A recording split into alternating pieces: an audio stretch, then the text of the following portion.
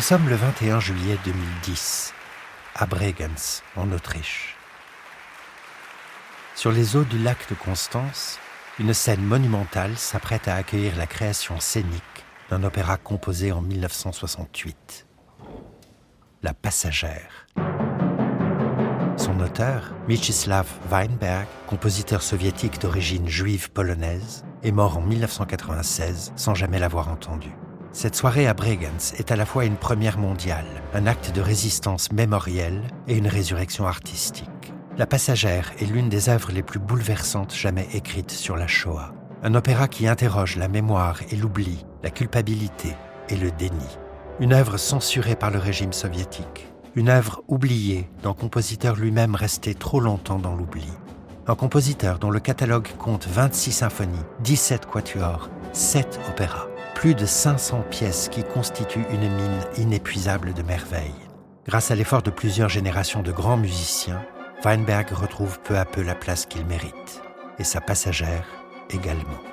C'est cette histoire que je voudrais vous raconter aujourd'hui, celle d'un compositeur entre mémoire et oubli, et d'un chef-d'œuvre lyrique qui défie le silence.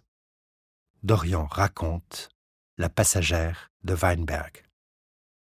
Mieczysław, ou plutôt Mojżesz Weinberg, naît le 8 décembre 1919 à Varsovie, dans une famille juive modeste mais cultivée. Son père, Shmuel, violoniste et compositeur, dirige l'orchestre du théâtre yiddish local. Dès l'âge de 6 ans, le jeune Mojżesz le rejoint dans l'orchestre. À 12 ans, il entre au prestigieux conservatoire de Varsovie, alors dirigé par Karol Szymanowski. Sa vocation de pianiste concertiste semble toute tracée. Mais le 1er septembre 1939, l'invasion de la Pologne par les nazis bouleverse brutalement cette destinée. Weinberg fuit à pied vers l'Est avec sa sœur Esther. Les difficultés du voyage contraignent Esther à rebrousser chemin, décision fatale qui la précipitera avec leurs parents vers le travail forcé et la mort au camp de Travniki. Weinberg, lui, poursuit seul sa marche vers la frontière soviétique. Accueilli en Biélorussie, il reprend ses études à Minsk. Mais l'invasion allemande de l'URSS en juin 1941 le contraint à un nouvel exil vers Tachkent, en Ouzbékistan. C'est là qu'il rencontre Natalia Vovsi Mikhaéles, fille du célèbre acteur yiddish Solomon Mikhaéles. Il l'épouse en 1942. L'année 1943 marque un tournant décisif. Weinberg connaît bien sûr le nom de Chostakovitch, qui est alors le compositeur le plus en vue et sans doute le plus talentueux d'Union soviétique. Quoique étroitement surveillé par le régime, il bénéficie de l'aura phénoménale de sa symphonie numéro 7, la fameuse Leningrad. Coup de génie musical et, pour l'URSS, de propagande anti-nazie. Mais Chostakovitch commence également à entendre parler de ce jeune compositeur de 24 ans, vanté par son collègue Israël Finkelstein, qui était justement de Tachkent. En décembre 1942, il demande à découvrir la musique de Weinberg. Le jeune homme lui envoie sa première symphonie.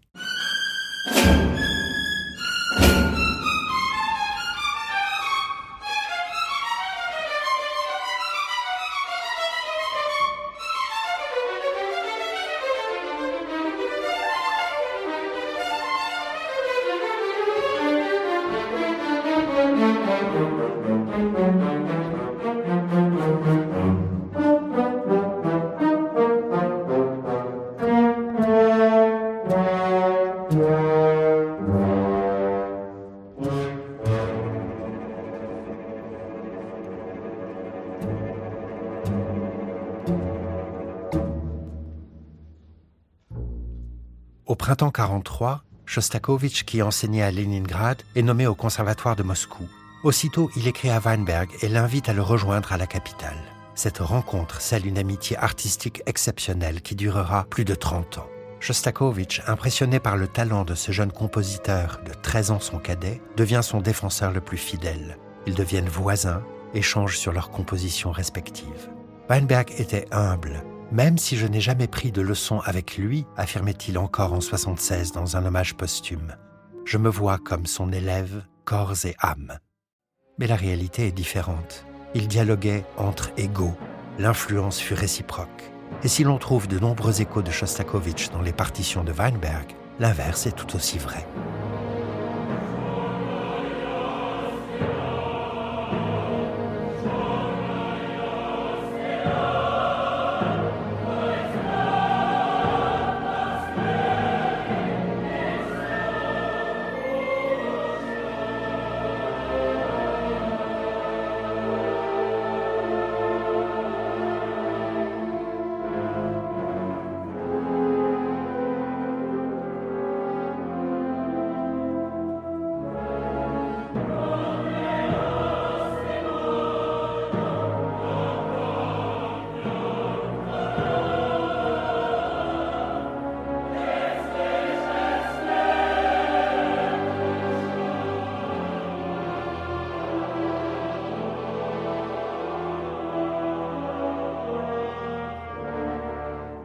Arrivé à Moscou en août 1943, Weinberg connaît des années fécondes et plutôt heureuses. Il s'impose rapidement dans le milieu musical avec une série de chefs-d'œuvre de musique de chambre. Les quatuors à cordes numéro 3 à 6, le quintet avec piano, la sonate pour clarinette. Mais cette période faste s'achève brutalement le 12 janvier 1948 avec l'assassinat de son beau-père Solomon, tué sur ordre de Staline et dont le meurtre est maquillé en accident de voiture. Solomon était président du comité antifasciste juif. Weinberg lui-même subit des attaques au congrès de l'Union des compositeurs. Il serait trop bourgeois, trop cosmopolite, un euphémisme soviétique pour trop juif. La terreur stalinienne et l'antisémitisme d'État s'abattent sur lui. La police secrète, le NKVD, l'a à l'œil. Des collègues envieux tentent de le discréditer. En novembre 1952, son oncle par alliance, Miron Vovsi, qui fait partie des médecins de Staline accusés de conspiration juive contre le dictateur, est arrêté.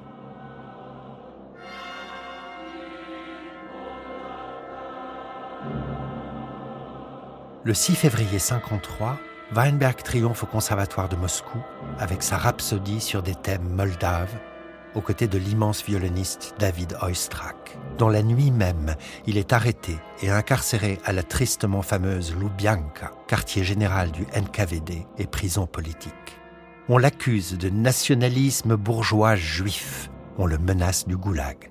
Chostakovitch écrit au ministre de l'Intérieur, le redoutable Beria, pour protester. Il explique que Weinberg est un musicien prometteur, qui ne s'intéresse à rien d'autre qu'à la musique et que lui, Chostakovitch, se porte garant de sa loyauté. Beau geste d'amitié, d'autant plus risqué que Chostakovitch est lui-même dans le viseur de la police. Rien n'y fait. Par chance pour Weinberg, Staline meurt le 5 mars, entraînant sa libération le mois suivant. Un ami le décrit amaigri, crâne rasé, avec une expression de joie effrayée, cachant ses grandes mains dans les manches de sa veste, se recroquevillant et murmurant doucement « Eh bien, ça va ».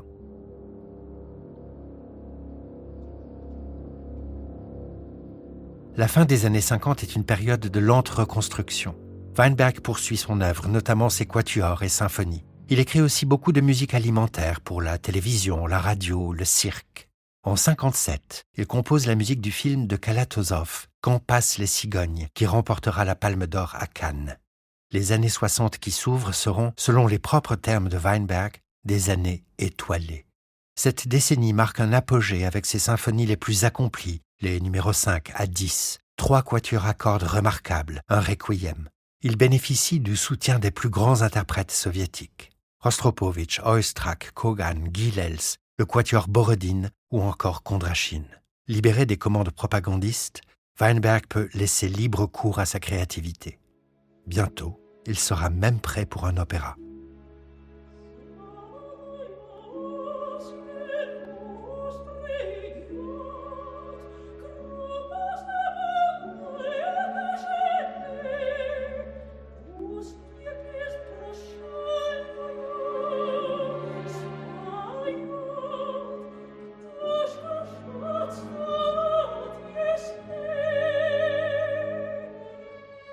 En 1964, paraît en Union soviétique la traduction russe d'un roman polonais de Zofia Posmysz, Pasagerka, la passagère, publié 2 ans plus tôt en Pologne. Chostakovitch tombe sur ce roman et, bouleversé par sa lecture, le recommande à Alexandre Medvedev, directeur du département littéraire du Bolchoï.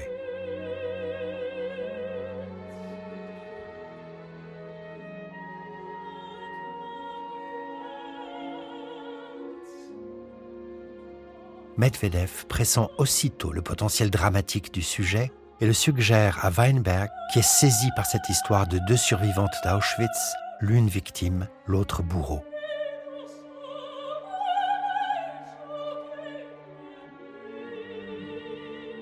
La rencontre entre Weinberg, Medvedev et Posmysz scelle le projet.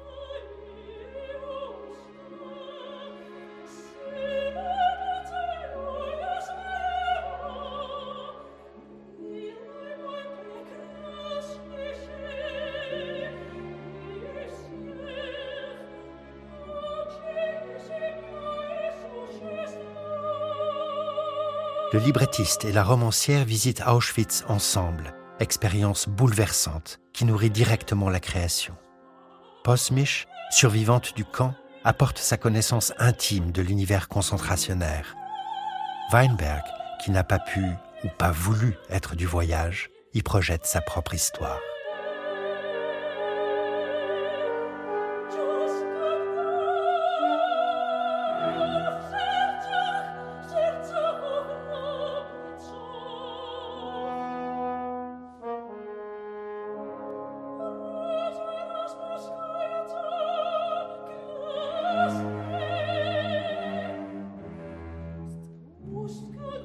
Zofia Posmisch naît en 1923. En 1942, à 19 ans, elle est arrêtée pour avoir distribué des tracts anti-nazis. Déportée à Auschwitz-Birkenau, elle porte le matricule 75-66. Elle survit en travaillant comme Schreiberin, secrétaire dans les services administratifs du camp.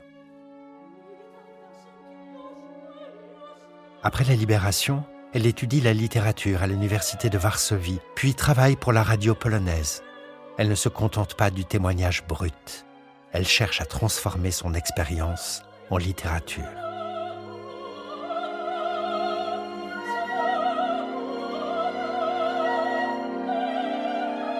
La genèse de La Passagère commence par un incident troublant.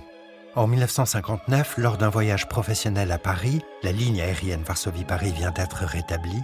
Posmisch croit reconnaître dans la voix d'une touriste allemande celle de sa gardienne SS à Auschwitz, Anneliese Franz.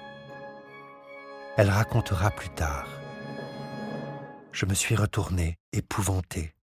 C'était la voix de ma surveillante Franz, une voix aiguë, tranchante.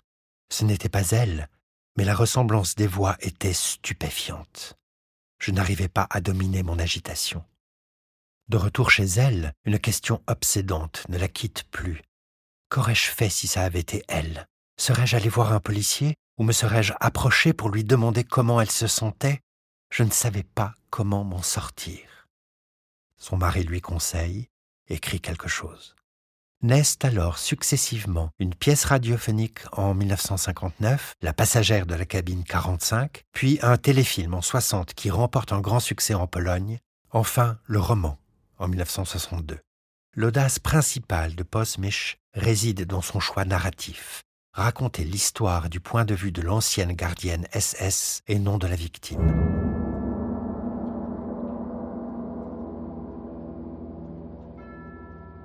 Ce renversement de perspective, qui anticipe les bienveillantes de Jonathan Little de près d'un demi-siècle, permet d'explorer les mécanismes psychologiques de la culpabilité et du refoulement.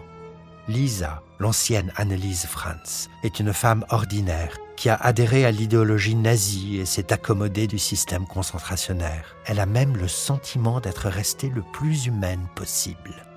Nous sommes au cœur de cette banalité du mal qu'Hannah Arendt théorise à la même époque. Le style de Posmisch se caractérise par une impressionnante sobriété. Pas de pathos, pas d'expressionnisme. Elle privilégie la suggestion à la description explicite de l'horreur. Cette économie de moyens renforce paradoxalement l'impact émotionnel. Elle développe en outre de riches réflexions sur l'Europe des années 60, en particulier sur l'Allemagne de l'Ouest et son rapport très ambivalent à la repentance. 7566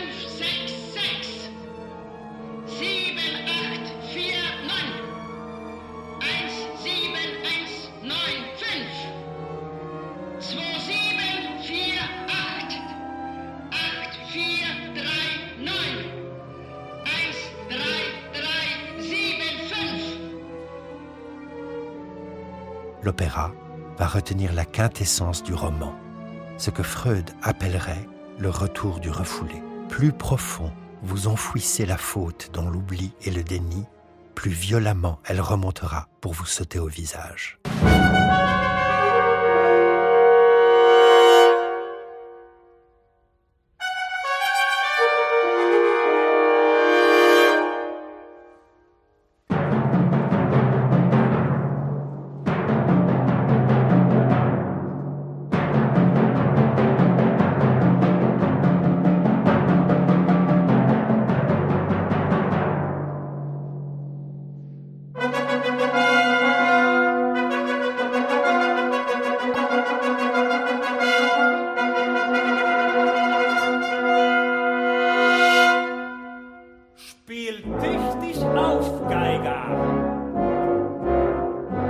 Spiel dem Kommandanten den Walzer vor.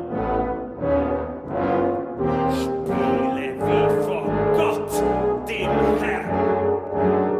Du wirst dich bald mit ihm treffen. Fang an.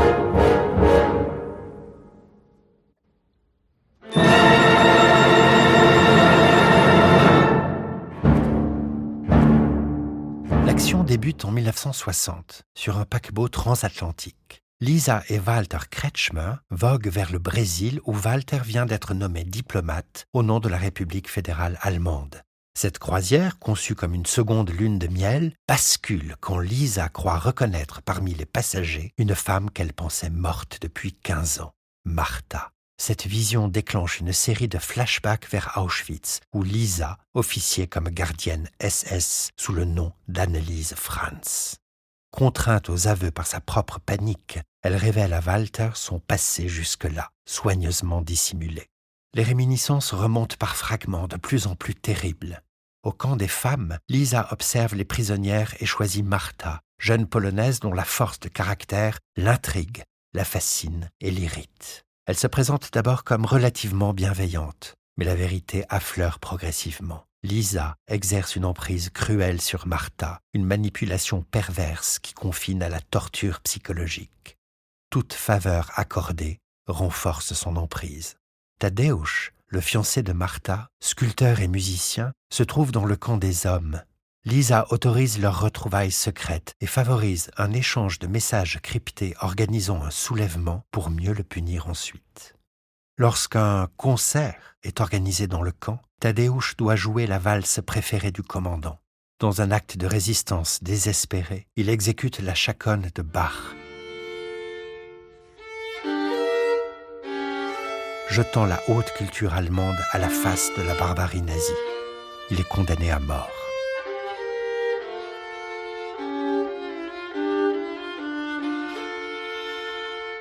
Sur le paquebot, quand la mystérieuse passagère demande à l'orchestre de jouer cette même valse du commandant, Lisa sombre dans l'effroi.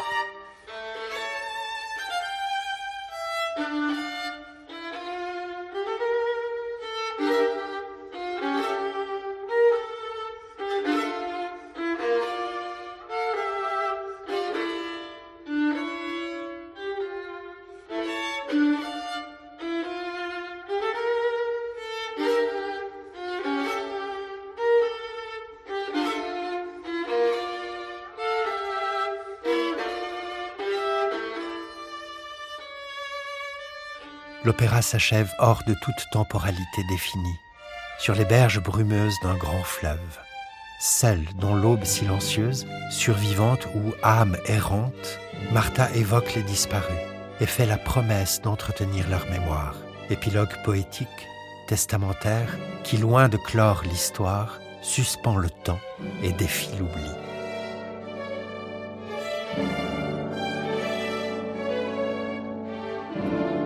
Tout au long de l'action, la dramaturgie de Weinberg et Medvedev est d'une efficacité saisissante, quasi cinématographique. L'alternance constante entre le présent du paquebot et les flashbacks d'Auschwitz crée un effet de contamination mémorielle, un va-et-vient temporel d'une incroyable puissance dramatique. L'emploi du multilinguisme au gré des personnages et des situations constitue également une audace majeure. Allemand, anglais, polonais, français, yiddish. Cette tour de Babel restitue l'univers cosmopolite des camps, mais surtout l'universalité de la catastrophe, tout en créant une très belle étrangeté poétique.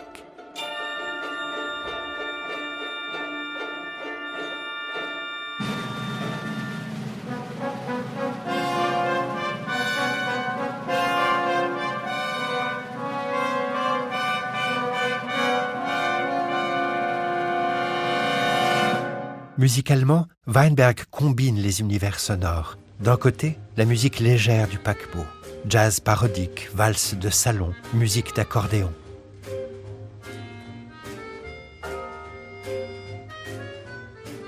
De l'autre, l'expression tragique du camp, où se mêlent idiomes folkloriques slaves, chants hébraïques, plaintes bouleversantes.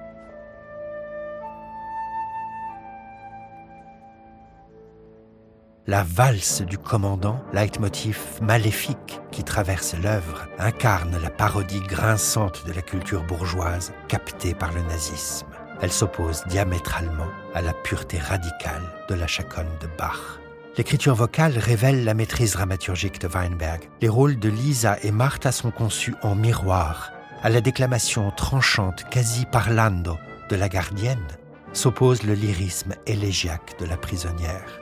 Le chœur, à la manière du théâtre grec, incarne la voix collective des victimes. Ces interventions depuis les coulisses créent un effet surnaturel qui amplifie la portée symbolique du drame. Le travail de composition est rapide, intense. Weinberg a 48 ans et La Passagère est son premier opéra. Pour un coup d'essai, c'est un coup de maître. Il en aura 6 autres sur des sujets très divers. Citons seulement D'Artagnan amoureux d'après Dumas, Mazeltov d'après Sholem Aleichem, un auteur majeur de la littérature yiddish, Le Portrait d'après Gogol, et enfin, en 1986, L'Idiot d'après Dostoïevski. Mais de l'avis de Weinberg comme de Shostakovich, La Passagère reste l'opus le plus important. Ni l'un ni l'autre n'en verront jamais la création. Pourtant, en 1968, La Passagère est prête. On a même commencé les répétitions au Bolchoï à Moscou. Mais une décision tombe d'en haut, la production est bloquée, la création est renvoyée sine die. La censure soviétique trouve l'ouvrage trop négatif et surtout marqué par, je cite, un humanisme abstrait. Qu'est-ce que cela veut dire ? Humaniste, entendez bourgeois. Abstrait, entendez intellectualiste. Bref, anti-soviétique. Mais le fond de l'affaire est plus sombre encore. La véritable cause de la censure de La Passagère, c'est l'antisémitisme d'État. Après une très relative libéralisation sous Khrouchtchev, le régime de Brejnev, à partir de 1964, retrouve une ligne dure. Les Juifs sont accusés d'être capitalistes cosmopolites, impérialistes sionistes, occidentalistes décadents, tout ce que l'on voudra. Mais ce n'est pas tout. Du point de vue de la propagande, il est hors de question que la Shoah et la souffrance du peuple juif viennent faire de l'ombre au sacrifice du peuple soviétique pendant la Deuxième Guerre mondiale. C'est ce qui est, on s'en doute, particulièrement inacceptable dans La Passagère. Shostakovich tente d'intervenir, mais ses efforts restent vains. Nouvelle tentative en 1974, il soutient la publication de la réduction pour piano et voix de l'opéra et rédige une préface élogieuse. Mais La Passagère reste au catalogue des œuvres interdites de création. Weinberg, quelques jours avant sa mort en février 1996, se plaint à Medvedev, son librettiste, de n'avoir jamais vu son œuvre représentée. Pour le consoler, Medvedev lui promet d'écouter 2 fois plus attentivement, si jamais la première a lieu un jour. Une fois pour le compositeur, une fois pour lui-même. Medvedev tiendra sa promesse par 2 fois. La première fois, en 2006. Le 25 décembre, La Passagère est donnée à Moscou en version de concert, avec une légère mise en espace. Le public est bouleversé. Medvedev est là. La presse est enthousiaste, ce qui attire l'attention du metteur en scène britannique David Bounty, directeur du festival de Bregenz. Il donnera la première scénique mondiale le 21 juillet 2010. Medvedev est présent, 5 jours avant sa mort. La romancière Zofia Posmich, 87 ans, est là aussi.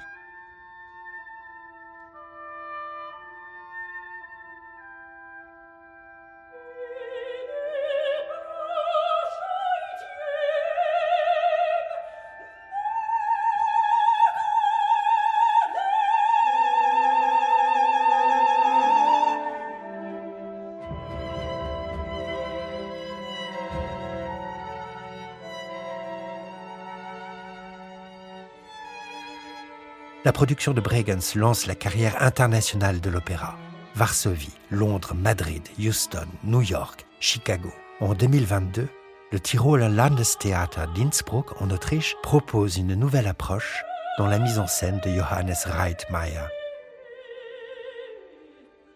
La scénographie de Thomas Dörfler offre une solution remarquable au défi de la double temporalité. Une structure rotative en bois très sculpturale est capable d'évoquer tour à tour le paquebot et les baraquements. Les différents niveaux permettent des sortes de travelling, de véritables plongées dans le temps, la mémoire et l'enfer. Ce décor matérialise avec une théâtralité immédiate les glissements temporels de la partition. C'est cette production qu'accueille l'Opéra national du Capitole de Toulouse en janvier 2026, pour ce qui constitue un événement considérable, la première française de La Passagère. La Passagère est bien plus qu'un témoignage mis en musique. C'est l'un des chefs-d'œuvre de l'opéra du XXe siècle, trop longtemps censuré, trop longtemps méconnu. Progressivement, l'injustice est réparée, celle d'avoir ignoré pendant des décennies un compositeur qui figure parmi les plus grands de son époque. À la fin de l'opéra, Martha, commémorant ses amis disparus, nous interpelle tous. Et vous, mes amis, vous êtes aussi auprès de moi. En moi vivent vos cœurs, vos larmes et vos sourires. En moi vit votre amour. Je le sais. Oui, je le sais. Si un jour vos voix devaient se taire, si elles devaient s'éteindre, alors nous péririons tous. Ce qui est valable pour les hommes est valable pour les œuvres d'art. Ils sont anéantis par le silence et l'oubli. Porter la voix de La Passagère, c'est réintégrer dans l'histoire de l'opéra un chef-d'œuvre qui en a été longtemps exclu, et dans l'histoire de l'humanité, celles et ceux qui n'auraient jamais dû en être exclus.